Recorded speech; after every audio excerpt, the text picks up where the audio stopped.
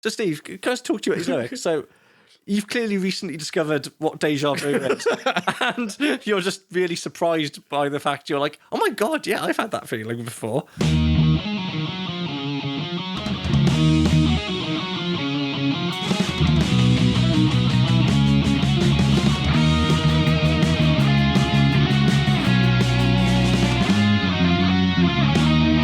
Hello, and welcome to Maiden Voyages, a podcast dedicated to Iron Maiden, where I will have slightly controversial opinions and offend my co-host on a spiritual level. As ever, we are your hosts. I'm Sam, a writer of sorts, and I think Iron Maiden are a very good band, but not quite as good as Halloween. And I'm joined by Bleven. Yeah, so I'm Blev, a historian of sorts. Or should it be an historian? You're the English teacher. There seems to be some disagreement about this. Anyway, and I am an Iron Maiden diehard. Ooh. An ultra, if you will. If Iron Maiden were a football club, I would be the most rabid Iron Maiden hooligan on the face of the earth. Just picking fights with Saxon fans in the crowd. Oh, yeah, I have like police orders banning me from like 10 miles of every stadium Iron Maiden have ever played in.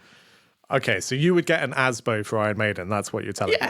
Yeah. Do ASBOs even exist anymore? I don't know. I don't know. If not, bring back the Asmo. You've gone wild.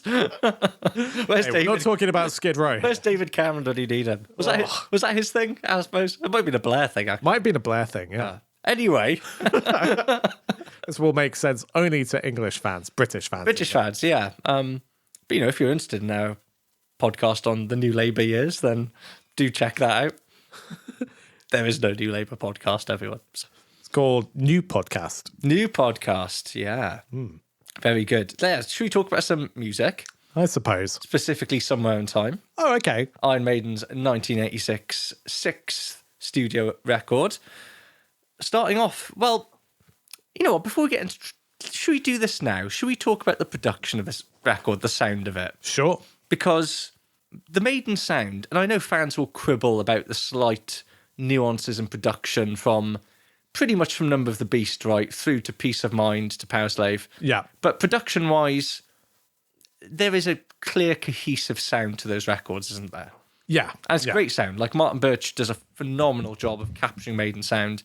And actually, in the context of that time, I think that sound is quite cutting edge. Yeah, definitely. Listen to Peace of Mind, say, compared to the early Manowar records, for example. Yeah. It's night and day in terms of the razor-sharp production. Like contemporaneously, it's an incredible production. It's just a shame that nowadays it feels quite dry and a bit thin. Well, it's funny you use that. I would dispute thin, but maybe not thin, but that it sort of lacks the warmth of some modern productions. Yes. Well, and in some ways, I think some modern production is kind of very lacking when it comes to warmth. But absolutely. But I take your point. It's interesting you use the word dry, because when Adrian Smith talks about this, that's exactly the word he uses to describe the production of the previous albums. Yeah. He said that they were, in his eyes, quite dry, and he was looking for the word he uses is lush. Yeah. He was looking for something more full-bodied, lusher, and I guess that's what I mean by thin as well, right? Is that it's not a particularly layered approach to production in any way. And that's a very deliberate stylistic choice. Yeah, and I think it's not Queen. Yeah, well, yeah, exactly. But I think it does give the music a sort of an intensity. There's like a razor sharpness about it. The riffs hit really hard. The snare, everything kind of hits quite hard with those records. But here they have gone for something that, well, like you said, they've clearly strived for something warmer, haven't they? Yeah, and technically, apparently Dave Murray and Adrian Smith, they had new amps, new amp heads. So they're really thinking about the sound. Nico tuned his drums differently. And the other big talking point is the guitar synth. Yeah. That always is brought up when this album's discussed, was a big talking point at the time. Particularly, it's hard for us to imagine this now, but the sort of culture-worn metal of like, synths. Yeah. No synths. Even Queen Queen had embraced the synth by this point, but in the 70s, they were the ones who put no synths were used in the making of this record in their albums, didn't they? And obviously you've had Van Halen put out 1984 at this point, right? So there's a sense of synths being associated with a particularly commercial yes. kind of rock sound. And that is the problem, isn't it? Is that in the eyes of most people, I think from an 80s point of view, synth is seen as sell-out commercial. Yeah. And, well, you know, we'll probably discuss, because the other album that really embraces the synth by a traditional heavy metal band that also comes out in 86 is Turbo by Priest. Yeah. Where they really go all in on synths, electronic drums. I think it's a drum machine on Turbo, but I can't confirm that. But listen to Turbo tell me that's not a drum machine. I have a slightly naive question. What the hell is a guitar synth? Now, I did look into this. So there are different varieties of guitar synths. They were still relatively new and apparently quite temperamental technology at this time. Right. But you could basically buy a kind of guitar synth unit, which is almost like a keytar-looking instrument. That's basically like what any synth is, from my very basic understanding, is something that will kind of create synthetic sounds based on inputs. Yeah. Usually in the form of a keyboard. And it's the same with the guitar, right? It's the same principle. So the guitar synths that Dave and Adrian seem to be using were essentially look like pickups that were added to their existing guitars. Right. So it's like an extra pickup with a little box thing that sits on your guitar and will take the sounds you create and transform them into a synthetic sound, typically like that generic 80s keyboard sound. It's like, you know... Why wouldn't they just use keyboards? This feels like it would be easy. Well, that's what they do on Seventh Son, right? Yeah. So they come to that realisation quite quickly. But it is such a big talking point, the guitar synth. Do you actually hear much guitar synth on this album? Yeah. No. Yeah. No. What you hear... No, this is where you're wrong, right? Yeah. There is... Actually, no, what you hear is just a ton of reverb and chorus and... Yes. Yeah, you hear a lot of guitar effects, but I think you do also hear a lot of synth. In places you do. Not as much as Seventh Son, but I guess to your point about Adrian Smith wanting to take a lusher approach to music, what the synth does in the context of Somewhere in Time is provide texture. So there's a lot of textural synth sounds that aren't just the chorus or like the flange or the delay or whatever. They're just there to provide a little extra layer. But most of the time they sit very low in the background. I don't think they do sit. It's not like they're a lead instrument. It's not like you're getting Jump by Van Halen. No. But they're there and they're pretty audible. Yeah, in places, but more so like I think they become more apparent towards the back end of the album. When you get to Stranger in a Strange Land, Deja Vu, Alexander the Great. I think they're there from the beginning, to be honest. But, to varying degrees. Like, yeah. I wouldn't say they're that prominent on the first few tracks for sure, but I do think they are a pretty defining part of the album's sound. Yeah, but my point about it is when people talk about, oh, this album sounds so different it's because they brought in guitar synths. I think that, okay, even if I meet you halfway, I say that's a part of it, but I think as equally important a part is just how different the guitar tone is. Yeah, it's not the full story. No, and how different the drum sound is. The fact they really lean into reverb, chorus pedals, like, phasers in places. So I absolutely love the guitar tone to this album. Okay. I think it is incredible, personally. Like, it's more of a brittle, trebly sound than I normally want in a metal guitar. But I think the effects they use, the delay, the phasering, all of that gives everything a bit more depth than Iron Maiden often have sonically. And I think it just creates this almost like this dusty, spacey atmosphere. Yeah, the whole album. Atmosphere I do get on board with. I like that atmosphere. My gripes are, firstly, it sounds better on the vinyl copy. It's been quite badly... Yeah. It hasn't... Particularly the 2015 remaster, I think, does a very poor job of... Okay. Yeah, the guitars sound very flat in that to me. And the guitars almost sound quite quiet in the mix a lot of the time. Yeah, that's good. So even though they're kind of warm and wide, they seem to be sitting quite low in the mix. In places, I like the atmosphere. Yeah. And also, I just like the fact it sounds like super 80s. Yeah. Like, I like that sound. I think it works in some places better than others. For example, Stranger in a Strange Land, there are times where that production strays into muddiness for me. So the warmth, and okay, they were so dry before. Everything was so precise. Every instrument is so clear in the mix, and I get the warmth of this. But there are not, but by no means at all points of the record. But there are times where I think, oh, that sounds a bit muddy now. It just sounds a bit. Yeah, I think that's a fair point. Whilst I wouldn't describe it as muddy, I do get what you mean. Things blur together a lot more in general. Yeah. But that feels like quite a deliberate tonal shift for the album, and it's what adds to this sounding not really like any other Iron Maiden album. Yeah. And also one trade-off that comes with that is whilst you do lose a little bit of the clarity in the guitars, at least from the version I've been listening to, which I guess is the 90s CD issue, Steve's bass sounds thundering.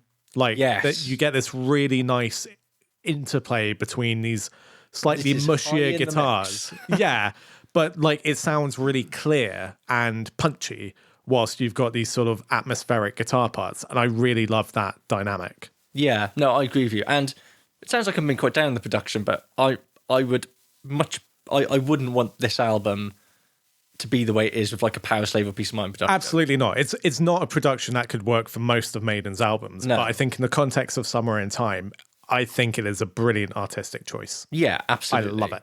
But as we get into the individual songs now, I feel like this record is sometimes being shown as, oh wow, this was Maiden really experimenting and doing something totally different. And is it? Like, yeah, I mean, is it like this is nowhere near a total reinvention of Iron Maiden. It's not, but I guess looking at the previous albums leading up to this is a big pivot. Yeah. In many ways. And I mean, one of my big arguments about Somewhere in Time in general is it is the album that lays the groundwork for Seventh Son of the Seventh Son. Yes. Without definitely. Somewhere in Time, Seventh Son actually probably would have felt too brash and bizarre and a weird shift. Whereas this kind of like tests a lot of those waters in an interesting way.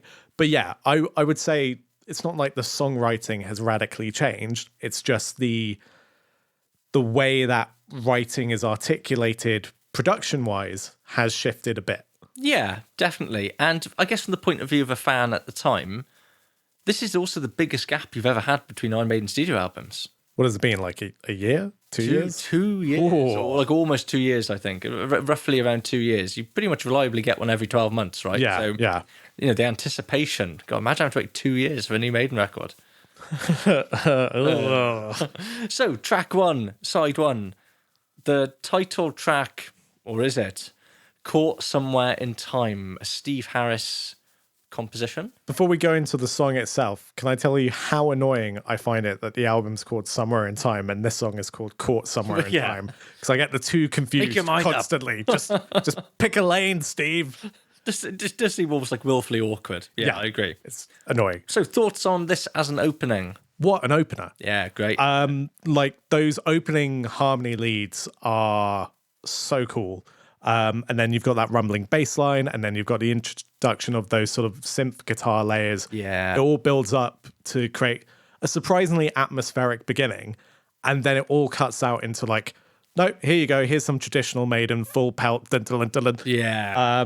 And then it builds into a really great chorus. I love the chorus to this opener. It's good, isn't it? Yeah. It's memorable, and it's what a great flag in the ground to start with. Yeah, superb opening to a Maiden album.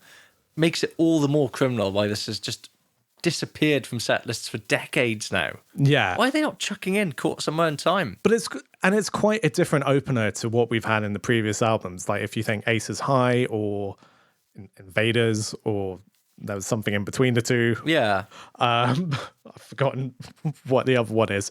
But Where Eagles There? Oh, Where Eagles Dare. Like all of those are quite high energy metal numbers, whereas this, for the most part, starts off a bit atmospheric, and when it does go full pelt, it's still more deliberate and less grab you by the neck. Yeah, kind of. I get you. Maiden. Like but I really like that. I think that sets a different tone and a different scene for the album. Yeah, you're right. It's absolutely great opening number from Steve Harris here. Here's my putting a fly in the ointment, if you like, a spanner in the works. Does it need does it need to be over 7 minutes long? No. No. And I think you could say that about a few songs in this album. Yeah, it's when there's a point in the song, and I love it, right? I think it's such a good opening song. I mean, we're talking about Maiden bringing back some of this material into their sets later this year. They better bloody play Caught Somewhere in Time. Yeah. I mean, what a way to open a show now. But I honestly think people would have their mind. We've not heard it live for so long, it'd be wonderful.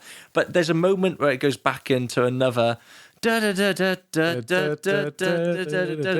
that's a great riff. Yeah. And I'm a bit like, oh, and again? Right, we're going around one more time, are we? I think I would say something about Somewhere in Time in general, as positive as I am going to be about this album, it is the seeds of a problem that haunts Iron Maiden to this day. I don't know what you could be talking about. Which is what problem?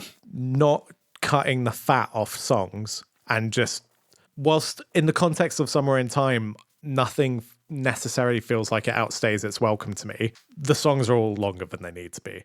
And that's something that Maiden never quite get over from this point onwards. Not all of them, but I do take the broader point. Not all of them, but there's a beginning of a bit of a weird process here. Yeah, where no one's saying to Steve, you know those 2 minutes where you just repeat the 2 ideas that the song already had. Yeah, maybe we just take them out. But nonetheless, a great opening, right? Yeah. We are quibbling here. A great Maiden opening. Love it. Absolutely love it. And then straight into Wasted Years. Yes. Pretty good, right? Yes. Pretty good. I mean, what a glorious song about regret. And like obviously it's a sort of positive message, and that is trying to encourage you to live in the moment, but it's just lyrically quite a bittersweet song, but it has such a glorious uplifting chorus. It's fantastic. Well, and interesting in that respect, because this album's the first time that Adrian is bringing lyrics as well as music to the band. Yeah. Right? So yeah, this is our first taste of Adrian Smith as a lyricist, and he seems to have some regret. Yeah, and as a lyricist, I mean, as a lyrical approach for Iron Maiden, this is one of the few Iron Maiden songs that feels personal. Yeah. Like Iron Maiden stuff tends to be about subject matter that's like historical or mythical or narrative based a lot of the time. Maybe occasionally the feelings of someone in the context of a fictional narrative or a historical narrative. It's very rarely about a member of Iron Maiden feeling a certain way. Yeah, absolutely. And I guess that also makes this song stick out as a result. And it's a refreshing change of lyrical pace. Pace. Yeah. I mean, as we discussed on Power Slave, there's enough songs about like sword fighting. Yeah, I'm quite war. I'm quite relieved we don't have any more sword fighting songs, or even songs about flying planes in war. We will get back to that when we get to No Prayer for the Dying, but we've got a little breather from some of those lyrical. And also that chorus and having what I'm pretty sure is Adrian's voice quite prominent in, it is. in the backing vocals doing the harmony. It sounds so good having like a little bit of, rather than just an army of Bruces, which often sounds fantastic. There's always such a power in having 2 different voices. And I think, given how good Adrian's voice is, on Maiden records, singer. he's so underutilized. Yeah. Like, I would love to have more Adrian backing vocals on records, and Wasted Years is the... I would happily have him do some leads occasionally. Well, listen to ASAP. Yeah. But actually, if you listen to the live version from the Flight 666 soundtrack, there is a great bit where Bruce just gives a chorus over to Adrian. Nice. Goes, Adrian, don't waste your time. It's like, that's lovely. But the germination of the song, Adrian's telling of, or was it Steve's telling the story? But apparently Adrian had his 4-track of ideas and he's just playing it through to Steve. And Steve's like, yeah, great. And Adrian just left the tape running, and the intro of Wasted Years came in. And Steve was like, whoa, what was that? What a cool riff. Yeah. And Adrian was like, I didn't even mean to play that to you. I thought that was I thought you'd think that was too commercial. Yeah. And Steve was like, no. And I mean, it is a big AOR song. Yeah, isn't it? Right? Yeah. And it's interesting that whilst Bruce's material was like, nope. Steve is actually seemed quite receptive to going down a more AOR hard rock route. Because is this but it's still in song Maiden have recorded up until this point? Yeah, definitely. But I guess it's still in the rock and metal pocket. Whereas I guess what Bruce was doing, less so, maybe. Yeah, and comparing to what Judas Priest were doing on Turbo, I think it's a less explicit, dare I say, cynical kind of, oh, come on, American radio, please. Yeah. It walks a line, doesn't it? And it sort of treads that line. I mean, look, I love Turbo Lover, but this is the better song. Oh, yeah. Or, even compared to what like Saxon were doing, where they were writing songs about, rocking your city tonight or whatever. There's lots of songs about, hey, America, we're going to rock this town. We're Saxon from Barnsley. But yeah, Wasted Years. And it is, there's a reason, isn't it, that this is the classic song, the greatest hits track off this album.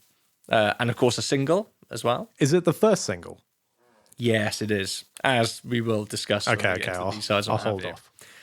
And then into another Adrian Smith solo composition, Sea of Madness. What a song. Oh, mate. I mean, it's something about the energy of this song really reminds me of Back in the Village. Yes. I think this is better than Back in the Village. I think it's better than Back in... Actually, no, maybe I think they're both sort of even keel for me. But yeah, they both occupy a similar space in my head, at least. But there's this really cool sort of haunting, sinister chorus to this song. Bruce sounds amazing on it. And the sort of like backing vocal harmony that Bruce has in that chorus is fantastic. Yeah, for me, this almost might be Bruce's best performance in this album. And what I love about Sea of Madness is it's not a particularly long song, but Adrian packs so much in. And it starts off in a fairly great riff, relatively conventional, but then you get to that ambient midsection with the bass, and it almost feels like it's going to be a coda because you get this like different riff from the chorus. Just Bruce just kind of going, and Bruce's little, woo, like almost like just soul vocals, and then like that bit, that whole middle 8 section is so bizarre, but I love it. But it sounds more like Kenny Loggins than it does Iron Maiden. Like I half expect Bruce to start going playing with the boys, but it just goes full like summertime glam. Yeah, and I love it. It works so well, and then it goes back into like the sinister weirdness. Yeah, I mean, absolutely. It's a really strong contender for the most underappreciated Maiden song. Yeah, well, one of Maiden's most underappreciated songs. I was going to say of the 80s, but I think you could say that about most of this album, or a lot of this album. Yes, you could. But I just feel like Sea of Madness is just never mentioned. Yeah, nobody talks about it in a way that I get why people aren't banging on about the Duelists or what have you, but Sea of Madness with good reason. Yeah, exactly. The Duelists. Sea of Madness. What a song. Yeah. And we're almost at the end of side 1 because there is one more track. Heaven Can Wait. Back to Steve. Obligatory disclaimer, this is not as good as the song of the same name by Gamma Ray. What do you say by Meatloaf? No, I mean Gamma Ray's cheesy power pop, power metal banger from Heading for Tomorrow.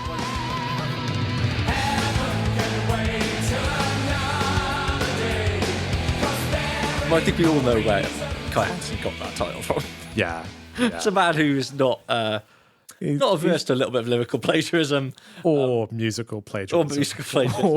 Or self-plagiarism a lot of the time as well. You know what? Fair play. English is a second language. It's probably hard thinking of stuff that sounds good. Let's borrow an Iron Maiden song title. It really surprises me this song is written by Steve, in that it is more hard rock than I would expect from Steve. Yes, it's very upbeat, isn't it? Yeah, it's bright. It's well, it also has like that really crowd pandering middle 8 section of O's. I'm all there for that. Yeah, no, it's great, but like, I mean, I just wouldn't expect Steve to write that. No, really, for me, that is the song. Is the whoa. Yeah. But when they played it live. Well, when they did it live in the original tour, what they'd often do is they would, for the Whoa-Ohs and Heaven Can Wait, they'd get the support bands and the crew on stage to do it. That's so I'm fun. pretty sure if you dig hard enough, you'll find photos of like Blackie Lawless and Chris Holmes on stage by Maiden doing that. That's And pretty cool. When they did it on the Somewhere Back in Time tour, there was a competition amongst fan club members. Of course, I applied, Sam. Obviously. I didn't get it Yeah. because it was Twickenham and there was tens of thousands of people there. But I desperately wanted to be one of the fan club members on stage doing the Woros. Often Rod Small was up there doing the Woros as well. Quite fun. But yeah, Heaven Can Wait, great. Interesting riff. Yeah. Yeah, kind of. But again, oddly bright, positive. Yeah. Too long. Definitely too long. Yeah, and it's over 7 minutes. Like, it doesn't quite justify that. Yeah, it just shouldn't be that long. But it is a really good song. I wouldn't say it's quite as essential as the previous 3 songs, but solid ending to side 1. And interestingly, again, like I said, it was played on the Somewhere Back in Time tour. It's the only song other than Wasted Years that has in any way been revived or brought back from this album. It's an interesting choice, isn't it? It might not, when there's another single we haven't discussed yet that has been ignored for decades. So, rounding up side 1, pretty good side of Pretty great, yeah. nice melodic heavy metal. Opening side 2, I think we're going to have words here. another Steve epic of sorts. The Loneliness of the Long Distance Runner, based on a book and a film by who, Sam? Steve Harris? No. It's based on a book and a screenplay by Alan Sillitoe. I don't know who that is. British writer. He was one of the angry men of the 1950s. Sorry, what? It was Was that a thing? Yeah, it was a cultural movement associated with the sort of kitchen sink drama, like Angry Men. I'm trying to think of another one now. Alan Sillitoe was the main one. He wrote another book called Saturday Night and Sunday Morning. I was just thinking he was like a cast member in the film 12 Angry Men or something. No, they were angry men. They were British writers in the 50s who were angry. Sure. I'm really annoyed I can't think of another one now. But anyway, yeah. That sounds like male writers throughout history, but... Yeah. But again, Steve Harris, again, looking to films and... maybe I'm being a bit cynical. Maybe he did read the book as well. Yeah, it's not Iced Earth. No, I'm sure you can.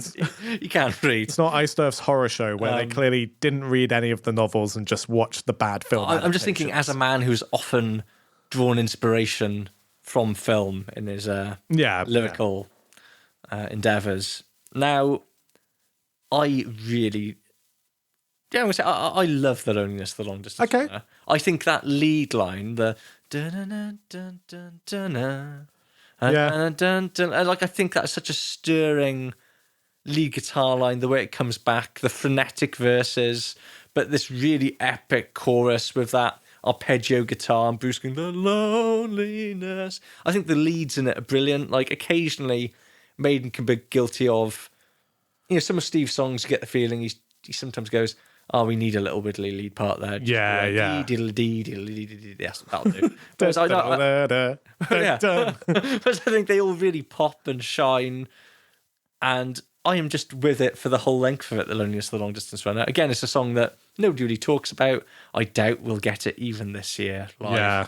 But I would, for me, I would lose my S if if that happened. I think it's a decent song, but I do think it's the first dip on this album. I'm not so enamored with the verses as you are, but I think the chorus is really interesting. There's a really cool step change that comes with it, and I think the pounding drums and a cool rhythm and Bruce's vocal sound really good in the chorus. I do think, and this might be me being slightly inaccurate and unfair, but this feels like, again, a seed that Maiden build on later on to questionable lengths of just having a really long song title and the chorus just being melodically saying that song title. Yes. Yeah. But, I mean, I guess that's what choruses and song titles often are. So it feels a bit unfair for me. But there's just... I feel like I'm going AC/DC, Back in Black. That's I know, but there's... saying Back in Black. For whatever reason, something about saying the loneliness of the long distance runner as a chorus line just feels a bit weird. It's clunky. It is clunky, right? It's clunky, but I do quite like that chorus. Old title, yeah. Despite it. And the sort of the build-up, the run on and on.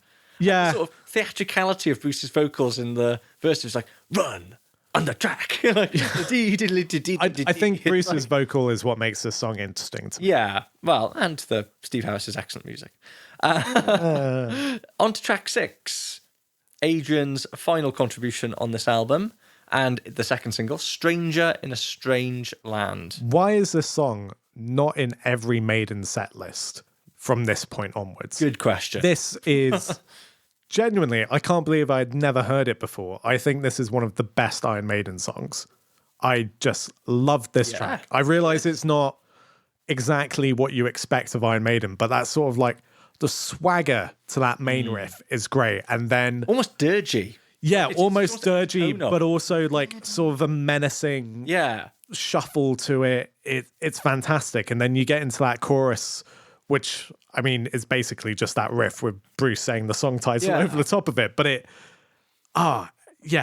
all clicks so well for me. I love this song. Yeah, and this does actually have this is where I am like, oh yeah, you've used the guitar synths really well then. The verses, like those verses, really spacey, like little bits of arpeggio notes, but then lots of sort of, I guess, sonic dust in the background. But you still have you have Steve's bass in the background going dun dun dun dun. Yes, dun, dun. The opening bass is the momentum is never lost, despite going into those sort of ethereal verses. What a song. What a song. The riff for Stranger in a Strange Land is almost proto-Rammstein. Yeah, if you played it a lot more staccato, maybe. It would work really well as a Rammstein song. Yeah, and a great... I sometimes wonder when we talk about the choice of singles, they just sort of had to go for the songs that were less than 6 minutes long, because all the others are... Well, other than the next song that we'll come and talk to, which I think, again, in an album full of hidden gems, Deja Vu is such a wonderful, like 5-minute Maiden stormer. I am a big fan of Deja Vu. Good. I think that chorus of Bruce being "Feel like I've been here before." Yeah, I think that's so good.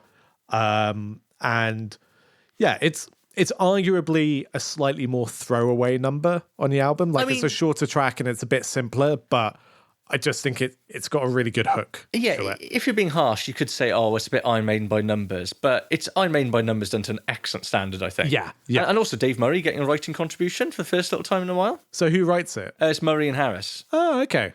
I like you have a lot of love for Deja Vu. Yeah, I think it's a really good song. My only slight criticism of it, lyrically, it is the most not. It is such a silly song. It's like someone has just told Steve Harris what Deja Vu means. It's like, oh my god, I've had that feeling. Oh my god, wait, what was that word? Deja vu. I'm going to write that down. Like, I feel like I've been here before. It's worth sharing. Like, just some of the lyrics. When you see familiar faces, but you don't remember where they're from, could you be wrong? When you've been particular places that you know you've never been before, can you be sure? Ooh. Ever had a conversation that you realise you've had before? Isn't it strange? Isn't it strange? Have you ever talked to someone and you feel you know what's coming next? Yeah, these are bad lyrics. Feels prearranged. Oh, yeah. But it has to be with like that Bruce Bell of, it feels prearranged. I mean, fair play to Bruce Dickinson, because he delivers it with such much conviction to what are quite bad lyrics. As opposed to like, so Steve, can I talk to you about these lyrics? So you've clearly recently discovered what Deja Vu is, and you're just really surprised by the fact you're like, oh my god, yeah, I've had that feeling before. Yeah, but we'll get to dodgy lyrics now. That for me though, that I'm being flippant here because it's a brilliant song. We finish on the Harry Harris epic Alexander the Great, about the man of the same name. Here's, before we get into song, weird thing about Alexander the Great.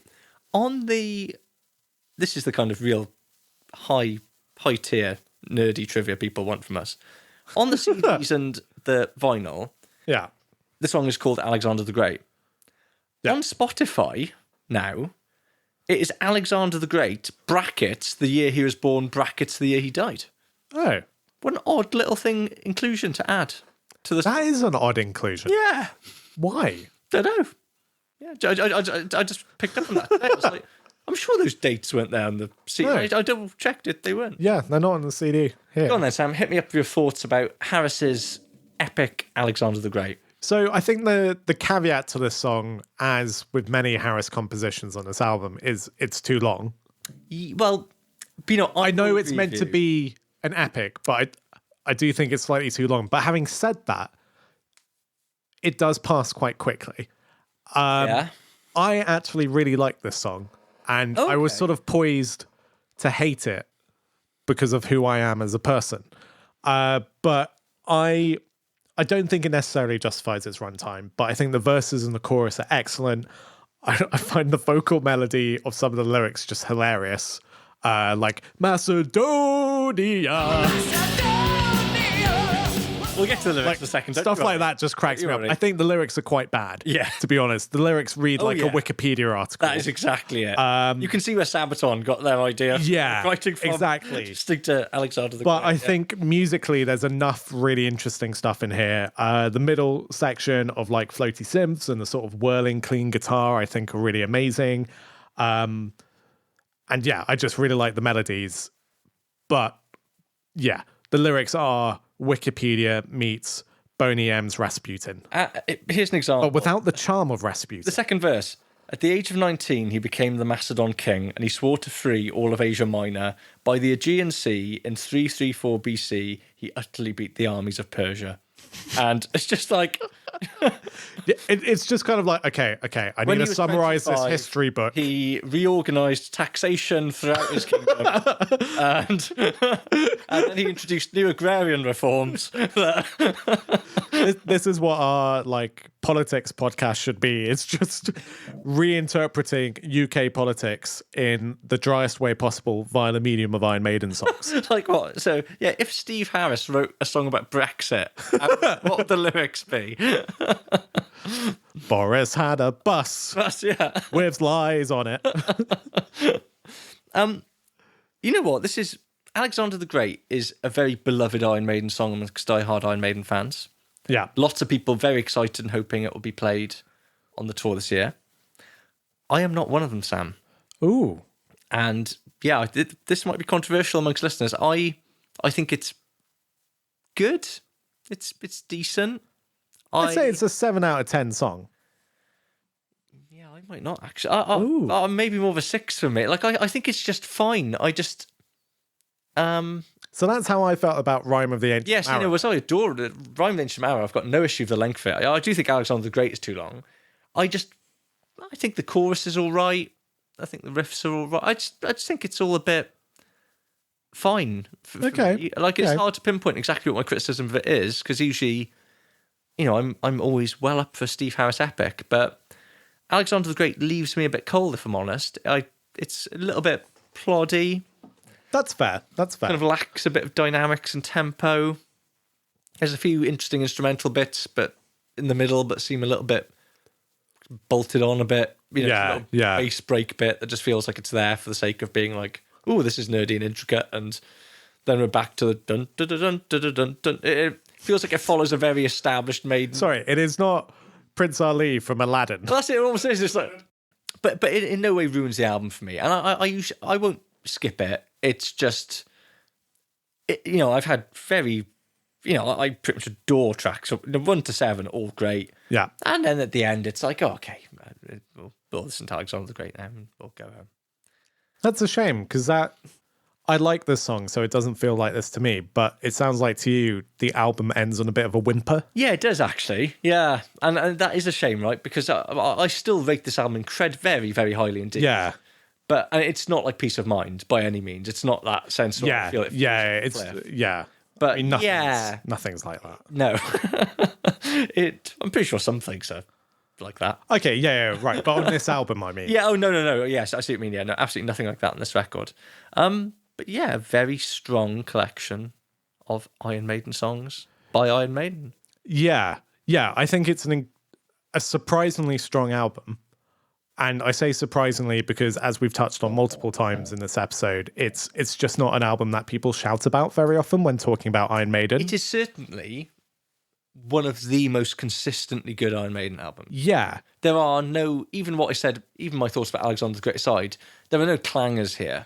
Yeah. There are no real moments where you go, ooh, it's a bit No. Yeah, like even the bits that I'm not that into, they still work really well in the context of the album. And like you say, they're not clangers.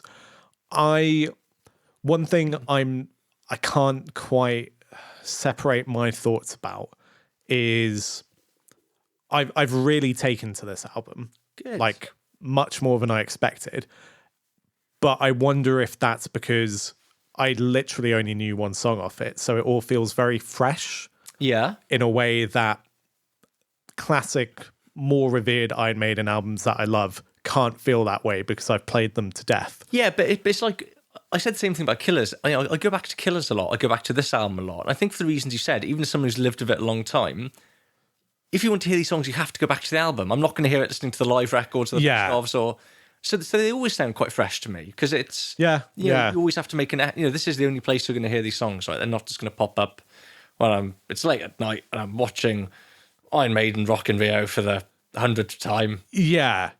Like these songs haven't been played to death. And because of that, there's something really... It's sort of like discovering that Iron Maiden released an album during their classic tenure that no one had ever heard. Yeah, no, it does have that. But it has the quality of classic Iron Maiden to it. Oh, it's not Senjutsu. And then some. So, look, spoiler alert, I don't like Senjutsu. But that's not the point. Yeah. I'm really taken with this album. Yeah. Well, hold that for, because we're going to have the critical reception soon. Okay. Let's quickly go through the singles. So we've got first single, Wasted Years. So released 6th of September 1986. Peaks at 18 in the UK charts. Wow. Okay. Respectable. Yeah. 20. The B-sides, an obvious choice of first single, right? Yeah, definitely. Absolutely.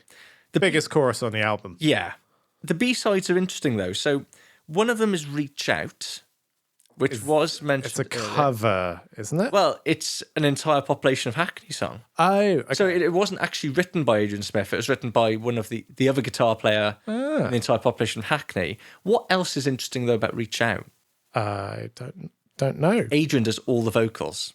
Oh. Bruce does some backing vocals in the chorus. Ooh. You would love it. It is pure checking that out. AOR. It is glorious. It's so good. And you can see why it wasn't on a Maiden album, because their fan bases would have gone, what is this? But we're going to pause recording so I can listen to this. It is the best Maiden B-side, I reckon, Sam.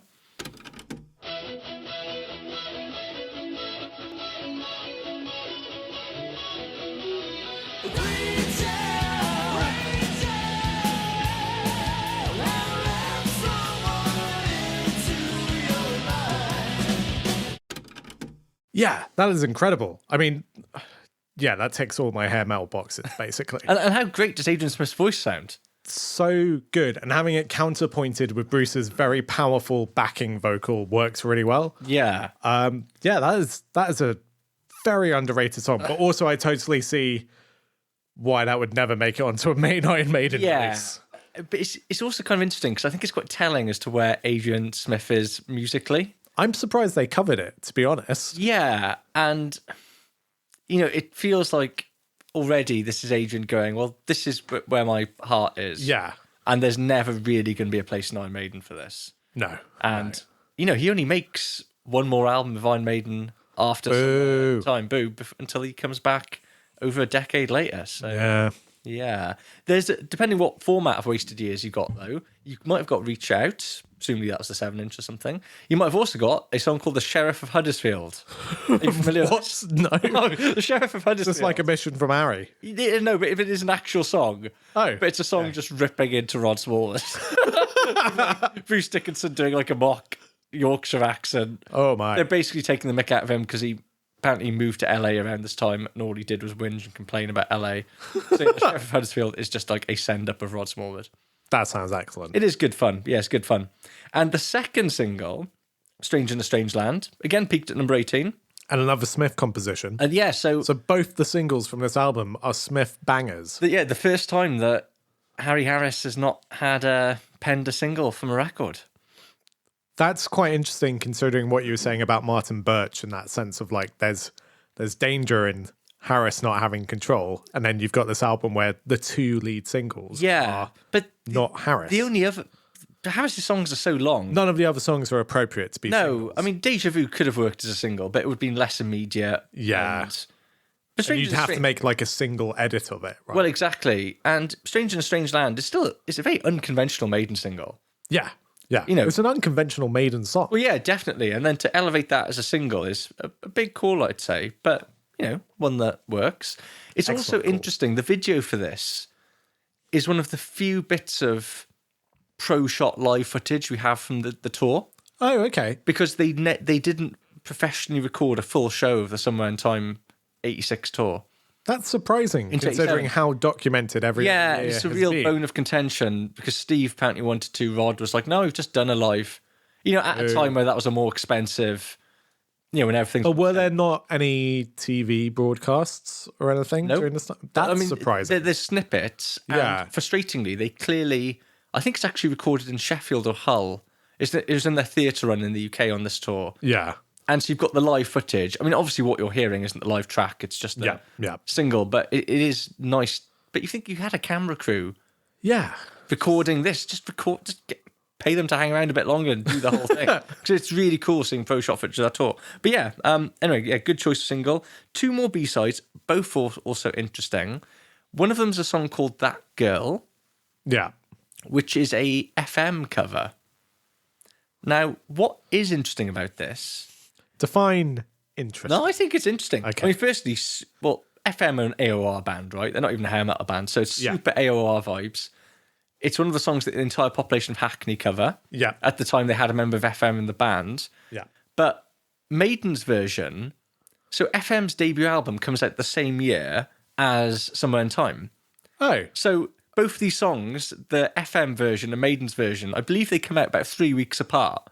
That's weird. It is weird, but also to add to the weirdness of this story, the version, by the time FM released their debut album, the guitar player who's in the entire population of Hackney who co-wrote the song had left. Right. And they kind of really almost totally reworked it, or quite considerably reworked it. Right. By the time it appeared on their album. Maiden were covering the original version. So they're actually quite different versions. Yeah. The lyrics are the same. That's interesting. Just odd. And again, odd for Maiden, Steve in particular, to go, oh yeah, let's cover an AOR song. I mean, it's not... By a band who are barely... By the time Maiden were recording it, FM's album, they didn't have an album out. Yeah, that's really interesting. And surprisingly, despite me poo-pooing you saying it would be interesting, that was actually quite interesting. I guess like the closest thing analogous to that I can think of is like Megadeth and Metallica with the Four Horsemen and Mechanics. Like 2 takes on the same song, but that made a lot more sense than this situation. Yeah, it's very slightly bizarre situation. And the other B-side to Strange in Strange Land was a song called Juanita, which was a Marshall Fury song that, again, the entire population of Hackney had played. Did Marshall Fury ever record? No, so I think this is the only recording, like a professional recording That's weird. of the song. Yeah, so Maiden were recording a song by a band that no one had heard of, that had never released anything. It's fun though, Juanita. It's worth a listen. It's like a very... But these are weird B-side choices. Yeah, overall. weird. Compared to what we're used to, which is... Montrose covers. Yeah. Well, but funny enough, Juanita has got a slightly Montrose vibe to me. It's that quite fast, hard rock thing. But yeah, so 2 singles as per the usual order of things. Here's a slightly random question. All these B-sides to the singles are like pretty unique. A lot of them are covers across the board of Maiden's discography. Is there an easy way to listen to these B-sides nowadays? The best you've got is, and actually it's only been added to Spotify lately. Of course, if you're a cool kid like me and you've got the Eddie Said box set, you already had the double disc CD version of the best of the B-side. Yeah, but that was never commercially released otherwise. Outside the box set, no, but it is. Which is a real shame, because I would love to pour into this stuff. It is on Spotify now for people who are interested. But even then, it is a best of the B-sides. It's not an exhaustive list of everything. Okay. It's got pretty much everything you want or need. I remember it has Nodding Donkey Blues. Yeah. That's a banger. I mean, it also has like the Aftermath Live, which is an X Factor song. I was like, dear. So the critical reception of this album, when it came out, it seemed... Sorry, just one more bone of contention. Go on. It is ridiculous that the recent remasters of these albums do not have these B-sides as bonus tracks. Yeah, come on, guys. That is such a waste and such an, I won't say it's unfair, but it's a real missed opportunity for fans, basically, because people who already own the albums will then double or triple dip at that. Yeah. For one. I mean, just give me one bonus disc. Yeah. B-sides, live stuff, demos. Def Leppard do it. Def Leppard I've do got it. a 2-disc Hysteria. It's fantastic. Or just go full Metallica 10 CD version. Don't do that. No, I would lap it up. Right? And for Maiden, who, you know, like most of us, like making money, I'm surprised just from a commercial point of view, they haven't just reissued things in a way that... I would just really like to have like the 4 to 6 B-sides that appeared during that album era on a remastered version of the album. I think they've... You know, AC/DC are like this as well, though. I think they're slightly oddly old-fashioned in a sort of sense of, no, the album's the album. And we don't... Well, I was going to say they don't tamper with the albums, but they do. They mess around with, like... Remember Total Eclipse? Total Eclipse, and, you know, is Sanctuary on the debut, is it not? That completely undermines everything I was about to say. Anyway, sorry, that is an aside. Indeed, yeah. So the critical reception, it seems at the time, and again... Good folks on Twitter, if you have any copies of original reviews from this time, please send them in because they're very fun to read. And I love seeing all the vintage stuff. Yeah. I mean, from what I can gather, it seems it was warmly received, maybe less ecstatic than some of the praise they'd been used to getting in the press, but certainly not a panning by any means. I think, you know, favourable to mixed would be fair. It's interesting the way it's been... Like how posterity's seen this album, though. So, in the official Iron Maiden biography, Mick Wall describes Somewhere in Time as may not be their best album. Right.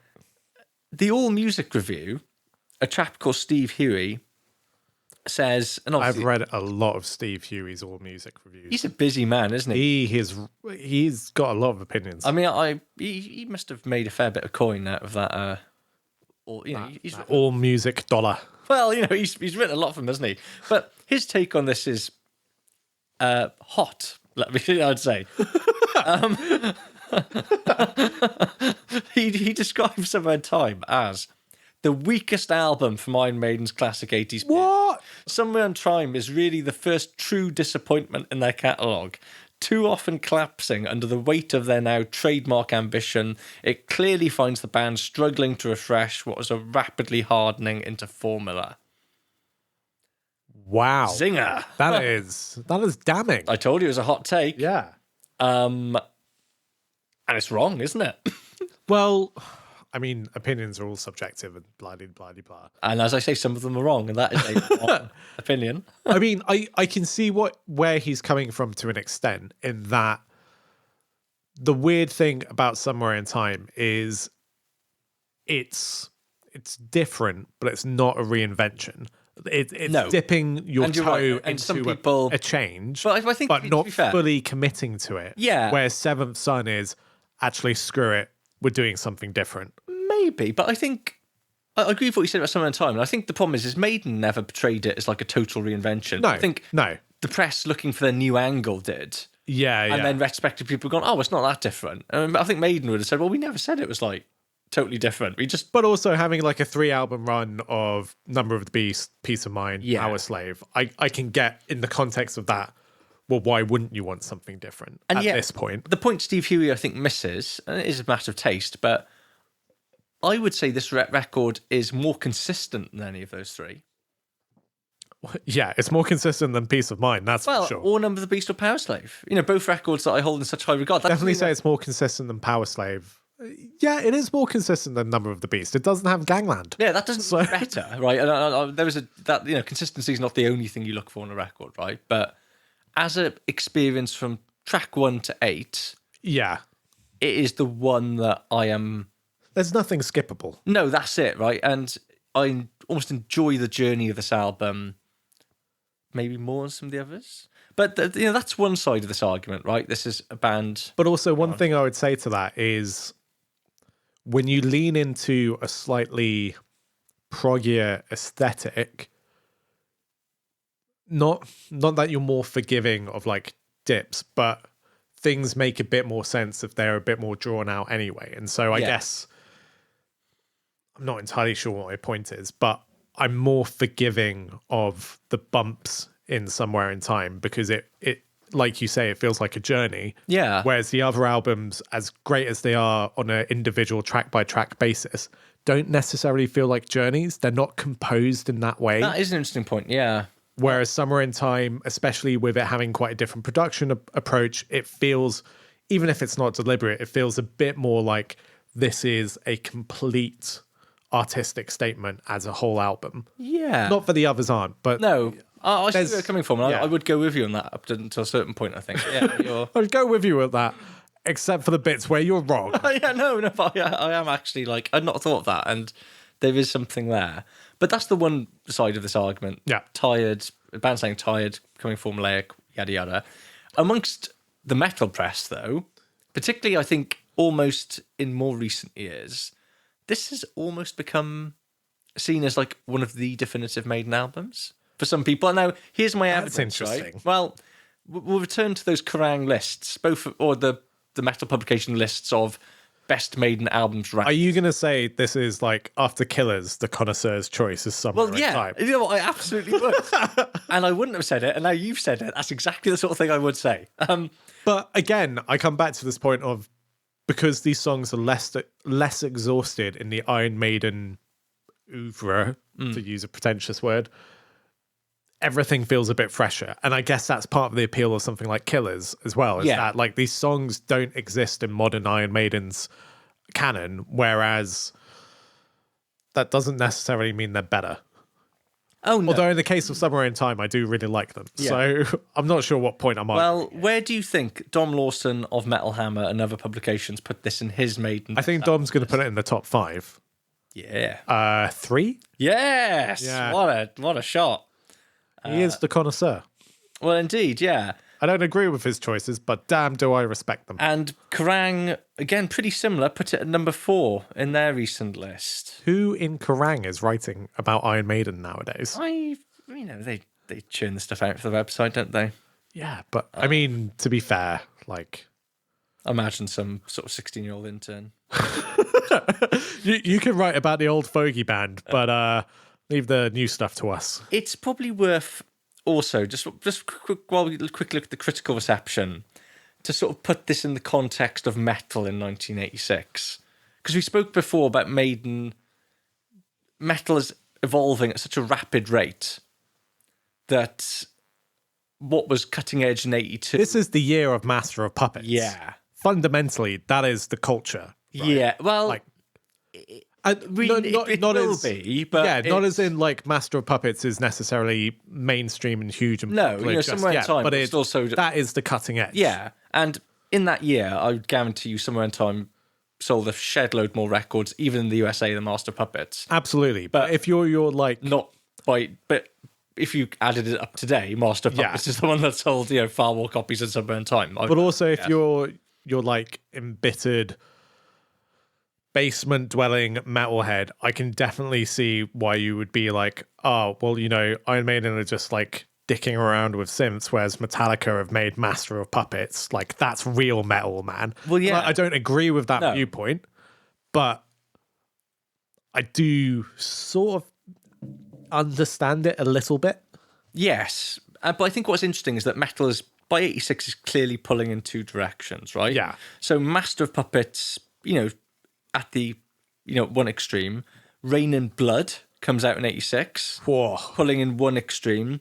Creator released Pleasure to Kill, Dark Angel released Darkness Descends, the first Sepultura album, which is like basically a black thrash album, comes out as well. So on the one hand, you've got this extreme underground bubbling into the overground in the case of like Metallica pulling in one direction. On the other hand, you've got another direction pulling the other way. Poison released Look What the Cat Dragged in 86.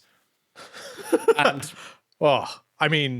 Cinderella released Night Songs in 86. So we should also, just for this discussion, add that Peace Sells by Megadeth came and Peace Sells. But my point is you can see metal is going in two directions. Yeah. And either it's hooky hair metal or it's thrash. Thrash or, kind of bubbling into more extreme as well. Yeah. And Maiden are kind of still in the middle, which is sort of fine for the time being, but it's not a position that they can sustain. But You know, and even bands like Priest, even the older bands recognise we need to go one way or the other. And Priest are interesting because they initially go, oh, we're going to go glammy hair, and then they do an about face and go, oh no, we're going to go thrashy on Painkiller and hard and heavy. But this is the thing that really annoys me about this period of metal. And obviously, despite us being relatively old, we're still too young to have experienced this period. This predates our birth and so on. So I can only speak from a point of looking back on it. But there's this weird partisan approach to metal in general, to rock and metal, that like either you're a big hair metal band or you're thrashy and bordering on extreme, and never shall the twain meet. And, you know, us having, I guess, the good fortune to be born long after these wars have kind of settled themselves, we grew up loving all this stuff. I bloody love Poison and I bloody love Megadeth. Like, I'm sure you'd like to know Constrictor by Alice Cooper came out that year as well. Yeah, although that's actually one of my least favorite Cooper albums. It's a bit patchy. You know, Raise Your Fist and Yell comes next, so it gets better. Yeah. But I just think this like really partisan approach to you can only be one side of these two one side. You can only be one side of this genre, like one edge of this spectrum just feels a bit pointless. And I think the interesting thing about Somewhere in Time is whilst you can never say it goes particularly extreme, it does straddle that line a bit more with like quite big AOR choruses while still being unquestionably a heavy metal album. Yes, yeah. I guess it is still at its essence, it's a traditional heavy metal album, really, with some modern embellishments by the standards of the time. And I guess the point is that thrash and even death metal is a thing by this point. That's shiny and new. Glam metal feels shiny and new. Trad metal, if you're Maiden, you're Saxon, or you're Dio, or you're Manowar, beginning to feel a bit stale. A bit stale. Yeah, which is not Maiden's fault. And, you know, lots of those Maiden weather that storm much better than, I'll say, Saxon or Dio. Yeah. But also, like, if you think about this has been 6 years, basically, since like the beginning of the 80s. Like, for that tide to turn so significantly in 6 years is mad, mind-blowing in the context of like, you look at modern metal and it takes 6 years for a band to put out an album. Yeah. Like, there's that, I guess, because this movement was so nascent and so youthful, everything moved at such a quick pace that to even stay relevant was a huge ask in itself. Yeah, exactly. Whereas nowadays, just put out what you want and see what happens. Yeah, well, I think nobody really matters. And, you know, I think the whole idea of being retro wasn't even, it feels like the pace of evolution in 6 years, it was so easy to be left behind. You know, hello, Saxon. Bye, Saxon. Oh, yeah, bye, Saxon, yeah. So, but again, you know, we're going to discuss the charts now. It doesn't hurt Maiden at all at the time because UK album charts, Somewhere in Time, in there at number 3. Wow. Yeah. Cool. Also got to number 11 in America, I believe. What are 1 and 2 in the UK? Ah, well, we'll get to that. But Somewhere in Time is also the first Iron Maiden album to sell more than 2 million copies in the USA. Wow. Yeah. So they've definitely, they've broken through in the US. Well, you know what? And actually, this probably is their commercial peak in the USA. Interesting. It's not like it falls off a cliff by the time we get to Seventh Son, but this is, until they reform with Bruce and Adrian, this is their commercial high point in the USA in the 80s. They never quite hit these heights again. The top 10 in the UK, well, go on, 1, 2. Do you have a guess what else is in there? 86. Big, huge names. Yeah, I know, but every time I try to guess this, I just get it so wrong. I always thought I had a good knowledge of the 80s, but I clearly don't. I would say there are, actually, there's so much brilliant stuff in here. Take me through the list. I'll tell you my opinions of each release. Oh, well, okay. That I know. Number 1, Graceland by Paul Simon. Oh, okay, great album. Number 2 is I've never heard of it. Silk and Steel by a band called 5 Star. Never heard of that. If it doesn't have You Can Call Me Al on it, who cares? Yeah, what that's doing there, who knows? Number 3, Somewhere in Time by Maiden. Number 4, what was its peak position? Oh, it had peaked at number 1. True Blue by Madonna. Okay. Number 5, Revenge by the Eurythmics. Number 6, South Pacific. I presume that's a sound. No, by Kiri Te Kanawa. Jose. That must be a soundtrack or something. South Pacific. Okay. Number 7 now, that's what I call Music 7. Which I feel like compilations shouldn't be in the album well, charts. they're not anymore. Okay. Now they're not eligible. Back then they were. Number 8, The Commonards by Commonards. Number 9, a genuinely great record, Brotherhood by New Order. I don't know it. Oh, it's good. It's got the big single off it is Bizarre Love Triangle. Okay. Which is I know like 3 New Order songs. banger. I'm quite big into New Order. That's a very good album. Number 10, Break Every Rule by Tina Turner. Oh. I stuck in number 11 or 12 just for fun because these are things that... Well, one of them is definitely a guilty pleasure. Screw guilty pleasures. You either like it or you don't. Like, well, don't feel guilt about liking what you like. I don't feel guilt about it. But I've just admitted multiple times about my love of Poison. It's all good. Well, anyway, number 11 was A Kind of Magic by Queen. Decent Queen album. Yeah, it's a bit of a patchy Queen album. Yeah. I mean, to be honest. Most Queen albums patchy. I was about to say the exact same thing. I remember you being here one time looking at my CD collection, being like, oh, you have a surprising amount of Queen albums. And I was thinking about that the other day. I was like, I do have a surprising amount of Queen albums, considering I don't like Queen albums very much, but I love about half of each album. Yeah. I mean, there is a reason why Queen's Greatest Hits is one of the biggest selling albums of all time. Yeah. I think it is the biggest selling album in the UK ever, isn't it? Anyway, number 12, Into the Light by Krista Berg. Yes, please. Oh, yeah. Sure. Okay. Sometimes I just need a bit of De Berg, Sam. I would be lying if I could even name a Krista Berg song. Lady in Red. Oh, is that Krista Berg? Yeah. Oh, okay. His silky smooth tones. He also seems it's not mad for as me. a box of frogs. He is absolutely out of his mind, and I love it. So to bring it home, man of the match. I mean, I feel like I say this most episodes, but it's going to be Adrian Smith. Yeah, there's no other answer. His songwriting contributions are so incredible on this album, and like half the album is written by him, and also the fact, if not slightly more than half, the fact that Bruce has got nothing that's usable, which is a real shame. It is a shame, but imagine if Adrian, hadn't joined. If this was just all on Steve, this would be a very different album without Adrian's contributions. And it's, absolutely. Some like all that stuff. They are Sea of Madness.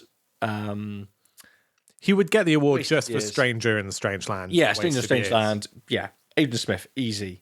Now, in terms of the tracks, Best of the Beast, Worst of the Rest. I've not decided yet. This is the okay, fine. You're going first this time. This is the hardest one for me. The Best of the Beast is the hardest because I like all these songs a lot, but kind of quite equally. That's fair. I sort of, other than one, on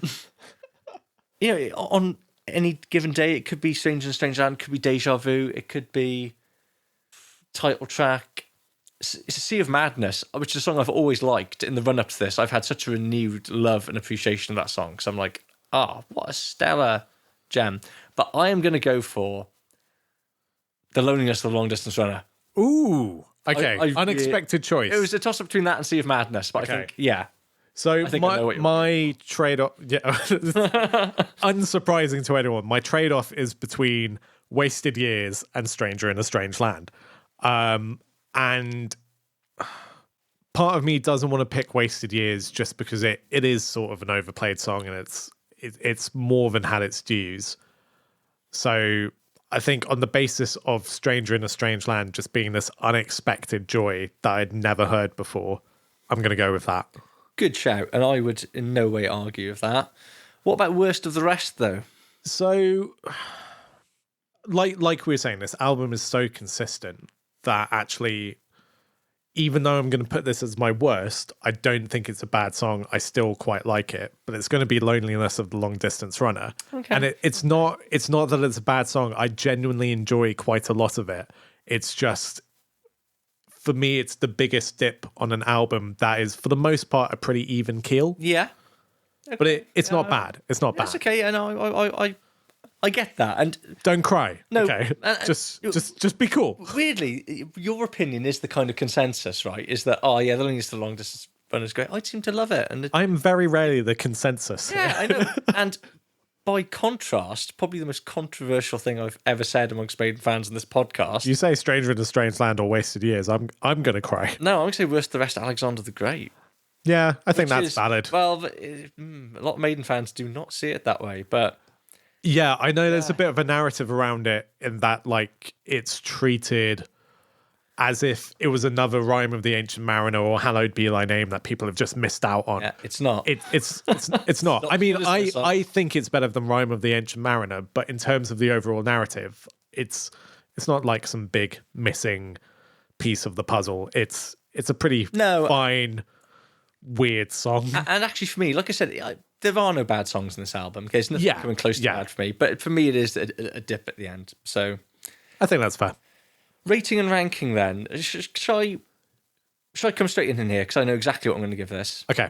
I'm going to give it the same score I gave Peace of Mind, an 8.5. Interesting. But very different. So the 8.5 is Peace of Mind. I said 8.5 because it's about the first 5 tracks, the best metal album of all time. Yeah. And the last 4, meh. Sometimes highs are not as high as the highs on Peace of Mind. Yeah. But the consistency throughout is much more. Back on. So overall for me, the highs are not quite as high as some of the highs we've had, but the consistency throughout is the best. So it's an 8.5 for me. That seems fair.